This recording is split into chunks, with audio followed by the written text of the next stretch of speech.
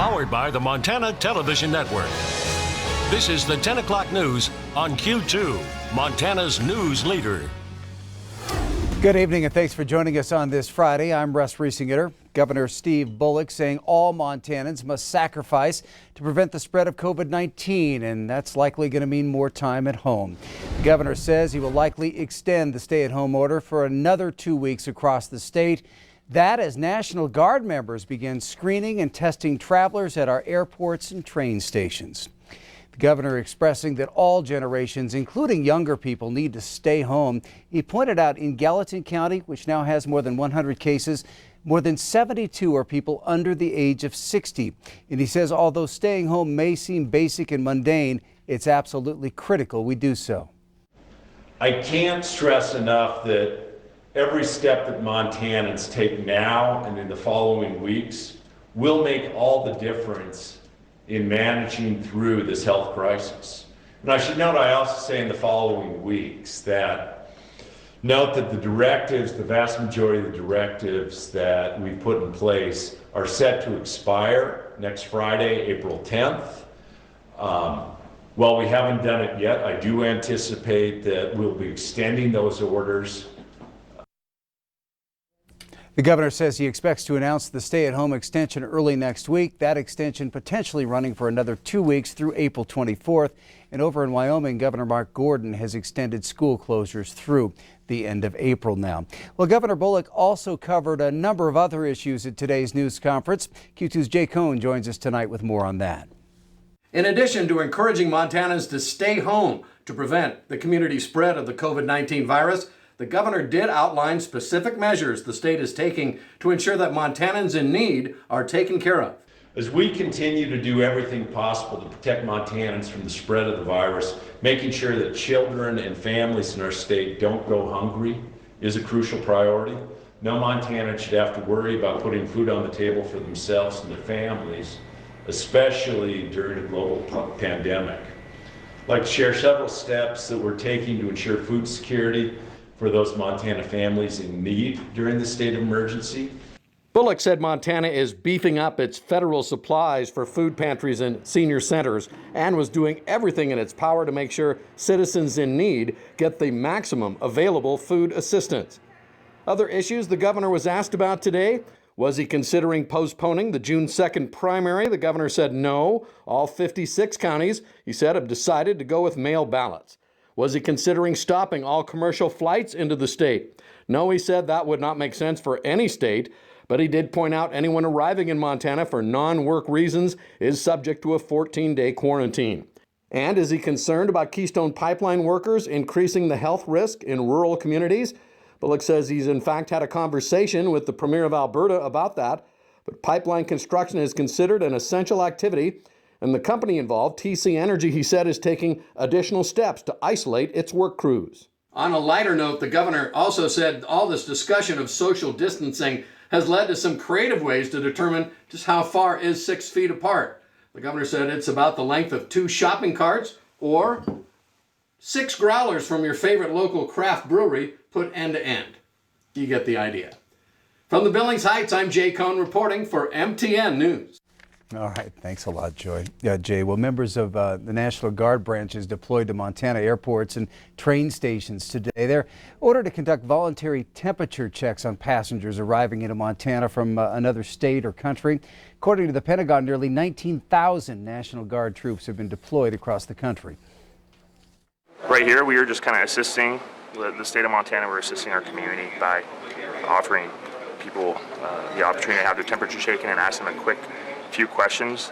We're also making them aware of the governor's directive that everyone that comes into the state from out of state be self-quarantined for 2 weeks. And if they do indicate that they may be symptomatic of having COVID-19, we're trying to connect them to medical providers and also just generally educating the public about the symptoms and the signs of it and where they can get help. Governor Bullock has directed that travelers arriving to Montana for non-work related purposes must undergo a 14-day self-quarantine. All this in an effort to slow the virus that is now up Montana's confirmed cases to 262 tonight. 6 of those in Toole County at a Shelby long-term care facility. The 260 Jump of 19 cases since this morning alone. There have been no new deaths reported since Wednesday. But in Gallatin County, the number of cases now tops 100, 101 to be exact, with 8 more reported today. A Yellowstone man in his 30s tested positive this morning, and 2 more Yellowstone cases were reported around 5 o'clock today for a total of 38 now. There have been 166 positive cases reported in Wyoming with 0 deaths there. Nationally, New York has seen more than 560 deaths in the last 24 hours. That's the biggest single-day increase. Well, some changes moving forward across Billings and Yellowstone County in response to COVID-19. Those deal with testing, isolation, and donations. Q2's David J. standing by now with details we all need to know. David?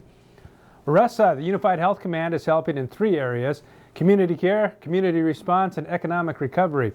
And with that, Riverstone Health set up a mobile testing van, and the Metro Park, Montana Pavilion will be used for quarantine and isolation.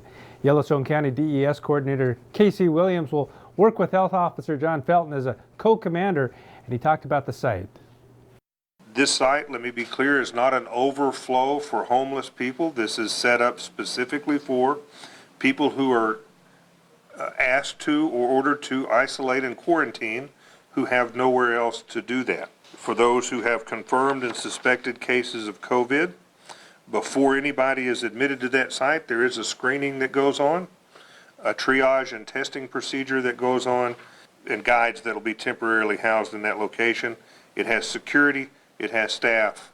We have repurposed a Riverstone Health van to be deployed to long-term care facilities, nursing homes, the detention center, and similar congregate care facilities.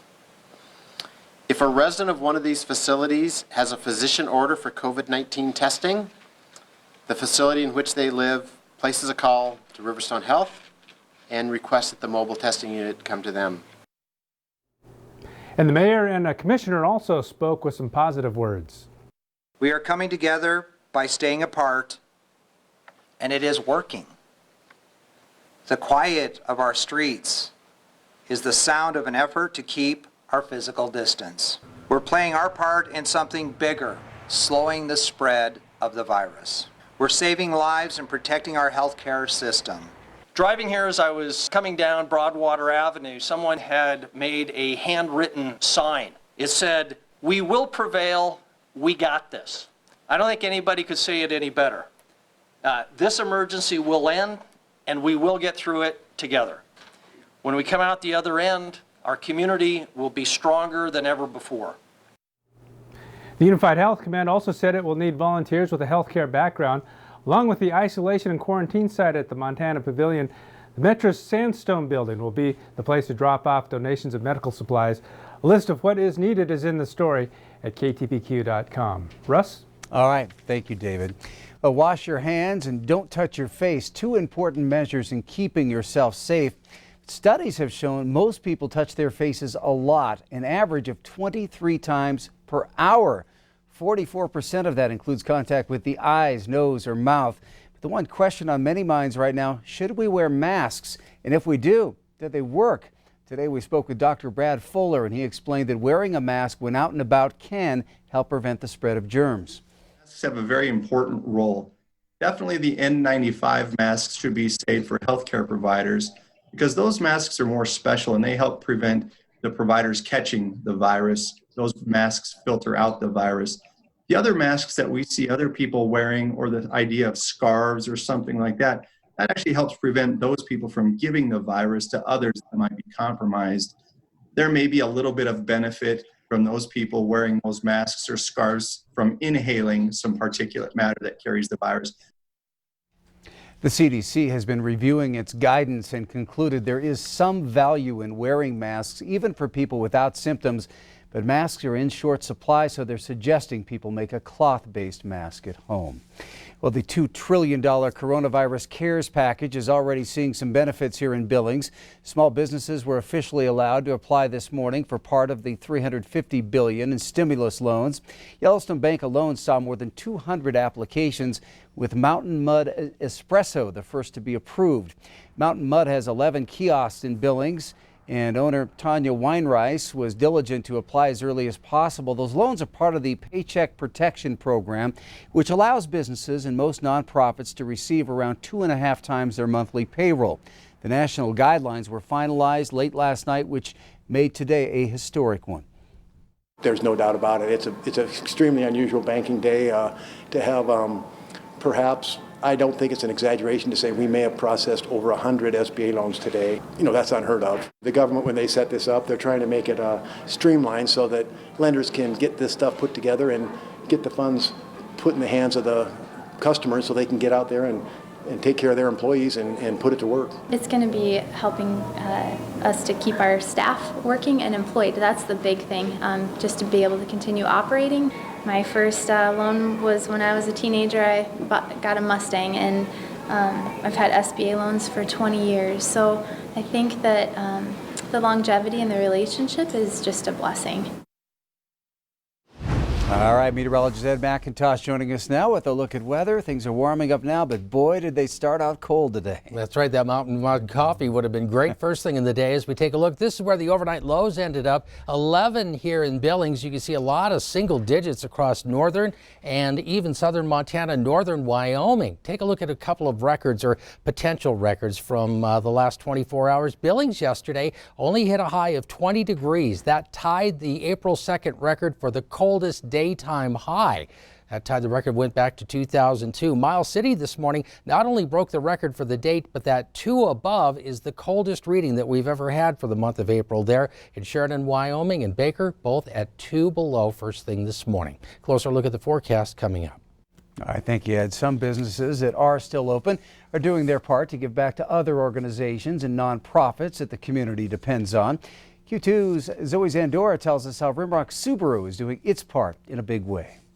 Auto repair shops are considered to be a necessary industry as we go down the list of what can and can't stay open during the COVID-19 stay-at-home order. And Rimrock Subaru is alive and kicking. Whether you go to the Subaru store, the GMC store, or Ford or Chevy, all of the dealerships are open for business, and they're able to make sure that your vehicle is safe and being taken care of. Not only are they open for you, Rimrock Subaru is opening their heart during this unfamiliar time to family services with the biggest donation they've ever given. Ernie Lee, the general manager of Rimrock Subaru, says they gave the old 24242 or $24,242 for their Share the Love campaign. It's a cause that's close to my heart because I understand in times like this, stop and think about it, there's lots of people that unfortunately for the next 2 weeks that are going to be laid off and going to be living on an unemployment check, and they may have to make difficult decisions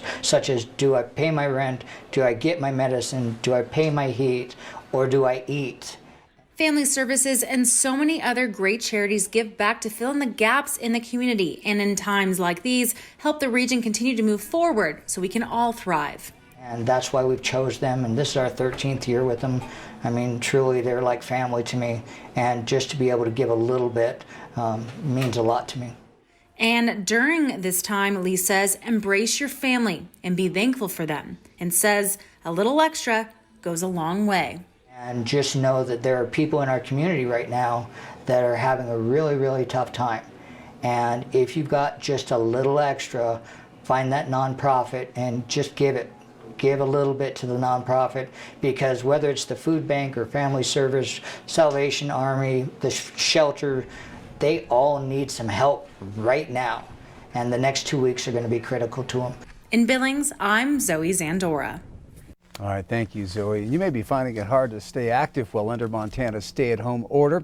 You're not alone. The high percentage of Americans are staying home during the coronavirus pandemic, and roughly half are finding it hard to stay healthy. So here are 5 self-care ideas to practice while isolated. First of all, keep busy at home by finding ways to make your own at-home gym. Do what helps you relax. Meal prep, healthy food. Maintain a routine, and finally keep an active mind by doing puzzles and crossword games, things like that. Well, we love hearing from our community all the different ways that you're saying thank you to those stepping up and helping save lives during this pandemic. Here's one example of 15-year-old Mackenzie Anderson. She's a student at Lockwood, and she wrote this letter to the Billings Clinic. Thank you. Thank you for all the work, time, and effort you're putting in during this crazy and scary time. You are the people who are bringing hope to the hopeless and strength to the weary. Many of us citizens are having to stay home, quarantined, to try and protect ourselves from corona. But you all choose to get out of the comfort of your homes and put others' lives before your own. For that, I'm extremely thankful and grateful for. Billings is extremely lucky to have wonderful people like yourselves protecting and caring for us. And to hear the rest of McKinsey's thank you letter, you can visit our website, ktvq.com, and email us your stories that we can share here on air about others who are making a difference in our area. Our email address is news@ktvq.com. Well, still to come on tonight's 10 o'clock news, we're going to check in with the crew from the USS Billings to see how they're dealing with the national pandemic. You're watching MTN News with Janelle Slade and Russ Riesinger, Storm Tracker weather with Bob McGuire, and sports with Scott Breen. This is the 10 o'clock news on Q2, Montana's news leader.